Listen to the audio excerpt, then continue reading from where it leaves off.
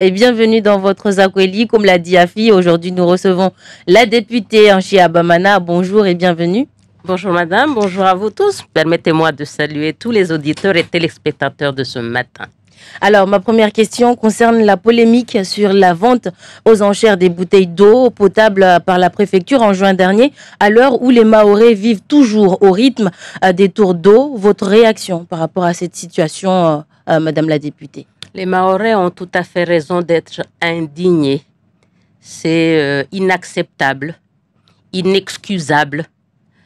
Dans son droit de réponse, le préfet évidemment reconnaît cette vente et reconnaît surtout le fait que lui, il trouve que nous sommes dans une situation normale. Ce n'est pas moi qui le dis, il l'a écrit. Vivre avec des coupures d'eau n'est pas normal. Depuis Chido, je le dis clairement au niveau national, à tous les ministres des Outre-mer qui passent, au Premier ministre, je veux le faire aussi dans le cadre du gouvernement Le Cornu. Vivre avec des coupures d'eau n'est pas normal. La coupure n'est pas une solution à la pénurie d'eau. La nomination des différents préfets eau n'est pas une solution au problème d'eau à Mayotte. C'est inacceptable et je ne manquerai pas de le remonter au niveau national dès demain puisque je prends l'avion demain. D'accord, madame la députée. Ce lundi, les élèves reprennent le chemin de l'école. De nombreux établissements n'ont toujours pas été réparés. Certains élèves n'ont que 2 heures de cours par jour. Une reprise toujours en mode dégradé, presque 1 an après le passage du cyclone Chido. Jusqu'à quand doit-on supporter cette situation? La situation n'est pas acceptable. Évidemment, les rapports qui remontent à Paris et les visites ministérielles que nous vivons régulièrement, nous l'avons fait dernièrement. J'ai eu l'opportunité d'avoir accompagné Madame Borne, la ministre sortante, qui trouve que tout est normal. La majorité des informations qui remontent à Paris, tout est normal ici. Donc notre job à nous, c'est de répéter constamment. Moi, je vais faire le tour de tous les ministres qui viennent d'être nommés pour répéter encore une fois que rien n'est normal, la reconstruction n'a pas commencé, le prêt à taux zéro n'est pas mobilisé, des difficultés encourées en cours d'écriture pour dire que rien n'est normal ici. On vous entendra un jour? Pardon? On vous entendra un jour? Évidemment, il y a un proverbe mahorais qui dit tant qu'on n'a pas atteint le rivage, on continue de... Tout à fait. Donc, toujours dans le Bien domaine... sûr qu'on y arrivera un jour, le jour où on aura un président de la République qui acceptera enfin le choix de Mahorais d'être français et de nous permettre de nous développer et avoir les mêmes droits que les Français de France et de Navarre. Alors, toujours dans le domaine de l'éducation... Ce qui n'est pas le cas actuellement. Dans le domaine de l'éducation, plusieurs enseignants n'ont toujours pas perçu leur salaire ces derniers mois. Ils n'ont cessé de se manifester pour réclamer leur dû, mais pour l'heure, aucun changement pour eux. Vous, en tant que député, à quel niveau pouvez-vous agir face à cette situation? Au niveau de leur ministère de tutelle, je déplore un peu que les enseignants ne nous aient pas... contactés pour nous informer de cette situation inacceptable. Mais vous voyez, dans les médias quand même... Je le dis régulièrement, oui, entre ce qui est dit dans les médias et ce qui est écrit, il y a un monde. Je le dis tous les jours. Je donne mes coordonnées personnellement à tous les citoyens de Mayotte, à toutes les associations, à tous les syndicats, de nous contacter par écrit des difficultés qui sont vécues sur ce territoire. J'ai pris la tâche cette semaine... à l'occasion de ma présence ici, de me rapprocher du syndicat qui m'a donné les informations objectives cette semaine et je ne manquerai pas effectivement de saisir le ministère de l'Éducation nationale pour que cette injustice soit réparée. Et cette situation intervient depuis que la paie est gérée par la Réunion. Que pensez-vous de cela? Je viens de saisir le département justement suite...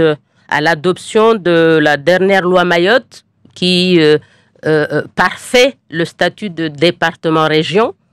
Il y a urgence à ce que le département fasse ce travail technique au niveau de la Direction générale des collectivités territoriales pour achever enfin la départementalisation de Mayotte, à savoir redescendre sur Mayotte tous les services déconcentrés de l'État qui sont à La Réunion. Je l'avais moi-même dit lors des discussions en face du ministre Valls. Il faut arrêter d'annexer Mayotte à La Réunion. Un mot qui l'avait choqué, mais c'est la réalité que nous vivons désormais. Tous les services déconcentrés de l'État doivent être rapatriés à Mayotte. Ça prendra combien de temps avant d'être rapatrié? Dès maintenant, dès que la loi a été prise, ce travail technique doit être fait par la collectivité ici pour que tous les services déconcentrés de l'État redescendent sur Mayotte. On ne peut plus parler de Crous Réunion Mayotte.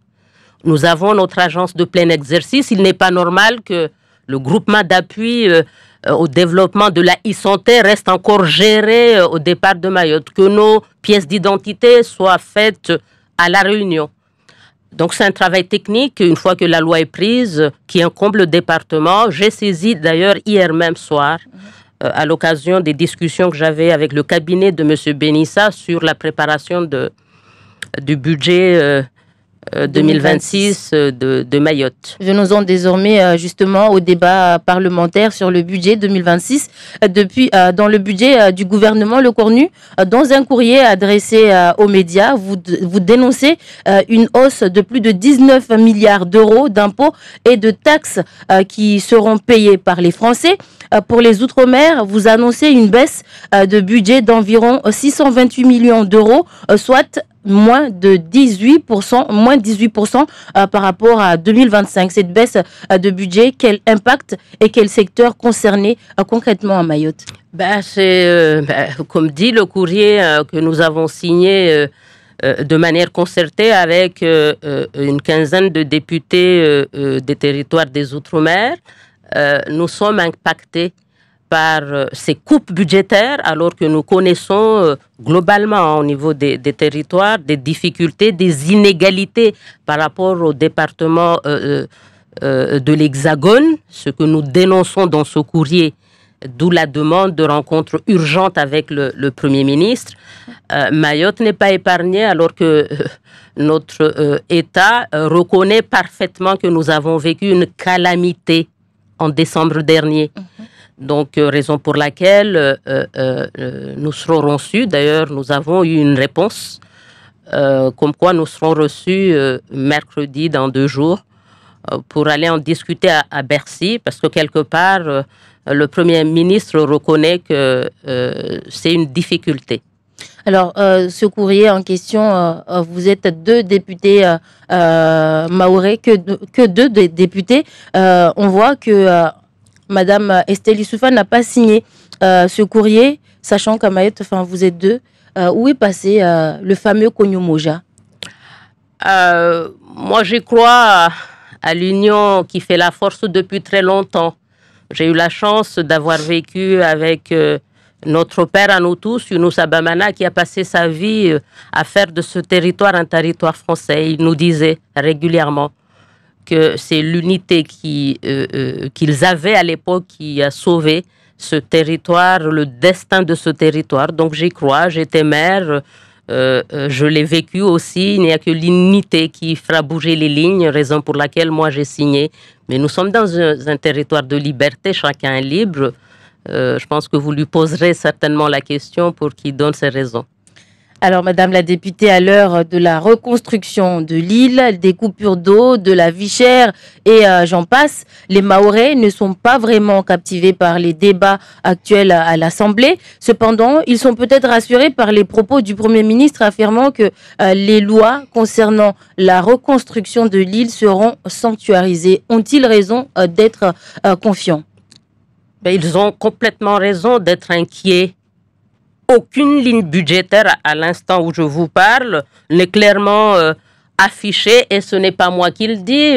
Nous avons tous eu l'opportunité d'avoir entendu la nouvelle ministre, Madame Mouchou, des Outre-mer, qui a été interviewée dans vos colonnes et qui a dit clairement qu'elle ira faire les courses dans tous les ministères pour espérer avoir un rond pour Mayotte. C'est inacceptable. Alors, on passe à des questions d'immigration. Maintenant, le ministre de l'Intérieur refuse de donner les chiffres des illégaux en France. Quelle est votre réaction, Madame la députée? Ce n'est pas un scoop. La lutte contre l'immigration, en tout cas chez nous, reste une priorité. Hein, les craintes que nous avons au niveau du groupe Rassemblement National, nous l'avons clairement exprimé lors des débats pour l'adoption des 2 dernières lois Mayotte promulguées en août, que nous avons regretté que les moyens ne soient pas mis en haute mer pour barrer la route à ces nombreuses barques clandestines qui arrivent ici. Donc, ce que nous craignons, nous le vivons puisque le phénomène n'a pas cessé. Les bidonvilles continuent de proférer. Il y a eu un démantèlement que j'avais moi-même demandé à plusieurs reprises du camp de Tsunzu 3 qui a été fait de manière manignée, comme on dit chez nous. Nous demandons, les Mahorais demandent à ce que les gens qui ont l'asile soient rapatriés en métropole, parce que c'est là-bas où il y a les conditions de vie. À Mayotte, il n'y a pas les moyens de les accueillir. Ceux qui sont déboutés doivent être renvoyés chez eux. Mais c'est très clair. Le camp a été démantelé, mais le problème a été déplacé. Ils sont passés juste à côté, à Tsunzu même. C'est bien ce que je dis, madame. C'est bien ce que je dis, que la solution n'est pas de les laisser au bord de la route. Donc, je réécrirai encore pour la énième fois au nouveau ministre de l'Intérieur pour taper du poing. Mais je ne pense pas que c'est la présidence Macron qui résoudra notre problème de lutte contre l'immigration illégale, puisque lors de sa rencontre avec M. Azali à l'ONU dernièrement, nous avons tous vu que c'était son frère. Il n'y a pas de difficulté, tout va bien. Alors d'ailleurs, les chiffres de l'immigration de la Guyane et ceux de Mayotte sont traités à part. Est-ce normal? Ce n'est absolument pas normal, justement, que les Outre-mer soient traités à part. Moi, ça fait 1 an que je suis députée, j'ai fait ce travail d'approcher régulièrement les autres collègues des Outre-mer, justement, pour arriver à former cette unité, parce que les autorités ne nous traitent pas de la même façon au niveau national, hexagonal, que les départements de l'Hexagone, raison pour laquelle je fais ce travail régulièrement de rencontre avec les autres députés pour qu'on puisse enfin travailler ensemble, parce que il n'y a que l'unité qui permettra peut-être de faire en sorte à ce que l'État puisse changer de façon de voir les Outre-mer, considérer que, par exemple, vivre sous des coupures d'eau est une solution. C'est la preuve que je pense qu'on nous considère vraiment comme étant des sous-Français, des sous-citoyens de la nation. Ce discours, je le tiens à l'Assemblée nationale. Il va falloir qu'on le tienne tous ensemble pour qu'enfin on puisse atteindre cette égalité sociale, cette égalité républicaine de tous les Français de la nation. Alors, Madame Bamana, la dissolution reste toujours une option. Est-ce que vous êtes prête pour faire campagne? Nous l'avons voté, le groupe Rassemblement National l'a voté. Et il nous a manqué 18 voix. Nous regrettons que les LR n'aient pas joué le jeu pour justement sanctionner ce budget qui asphyxie les Français. Donc, le problème persiste encore. Le budget n'est pas encore voté. Donc, les débats continuent. Personnellement, je rentre demain à Paris parce que nous avons cette réunion à Bercy mercredi avec la ministre des Outre-mer et la ministre des Comptes publics pour parler essentiellement des Outre-mer. Mais le débat continue.